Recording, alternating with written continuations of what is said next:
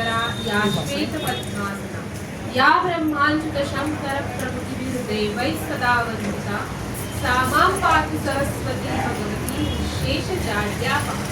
अशा या सरस्वतीला वंदन करून आपण कार्यक्रमाला सुरुवात केली आणि या सरस्वतीचा जन्मदिवस, आवाज येतोय माझा? या सरस्वतीचा जन्मदिवस म्हणजे आजचा हा आपला आहे वसंत पंचमीचा दिवस।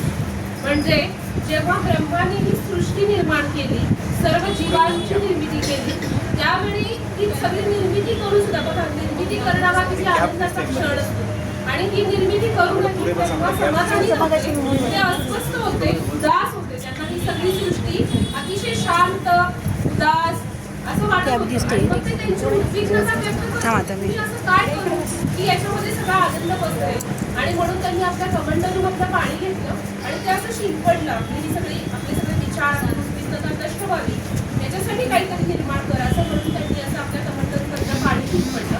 आणि ते पाणी शिंपडल्यानंतर तिथून एक 4 भुजा असणारी देवी प्रकट झाली। त्याच्यामध्ये एका हातामध्ये मुद्रा आहे त्या देवीच्या, चतुर्भुज असणारी ती मूर्ती, एका हातामध्ये मुद्रा, एका हातामध्ये पुस्तक आहे आणि 2 हातांनी वीणा पकडली आणि अशी ही देवी प्रकट झाली।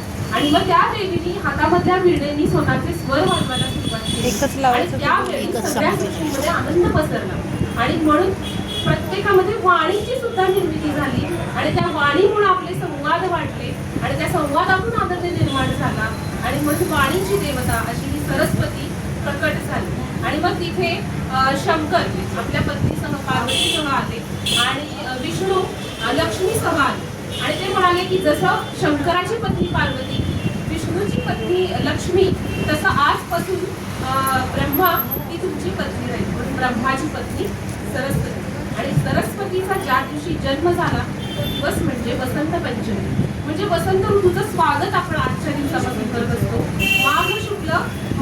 माघ महिन्यामधल्या शुक्ल पंचमी म्हणजे वसंत पंचमी म्हणून आपण साजरी करतो। बघा, वसंत ऋतूचं निर्माण होताच आपल्यामध्ये आनंदाचं एक उत्साहाचं वातावरण निर्माण होतं। म्हणजे मकर संक्रांतीपासून सूर्याचं संक्रमण तर होतच, पण त्यानंतर वसंत पंचमी हा सण आपण खास करून विद्यार्थी, कला आणि संगीताशी निगडीत आहे, कारण सरस्वती ही संगीताची देवता मानली जाते, म्हणून हा सणाच्या दिवशी आपण सरस्वतीची पूजा केली जाते। त्याचप्रमाणे पाठीवरती सरस्वतीची मूर्ती काढून, प्रतिमा काढून त्याचीही पूजा केली जाते आणि विद्यार्थ्यांना बुद्धी आणि एकाग्रतेचं वरदान देण्यासाठी आपण सरस्वतीची पूजा करतो।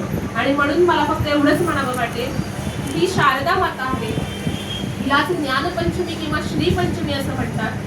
तर म्हणून आजपासून हा आपला सण तर आहेच आहे, आज आपण हे स्नेहमिलन तर करतोच आहे, पण त्याचबरोबर आपण वसंत पंचमी साजरी करत आहे।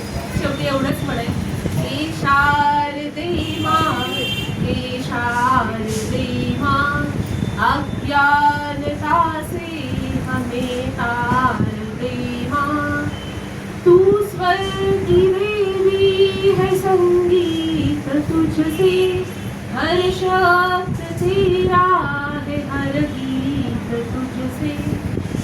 हम हैं अकेले, हम हैं अधूरे, तेरी शरण में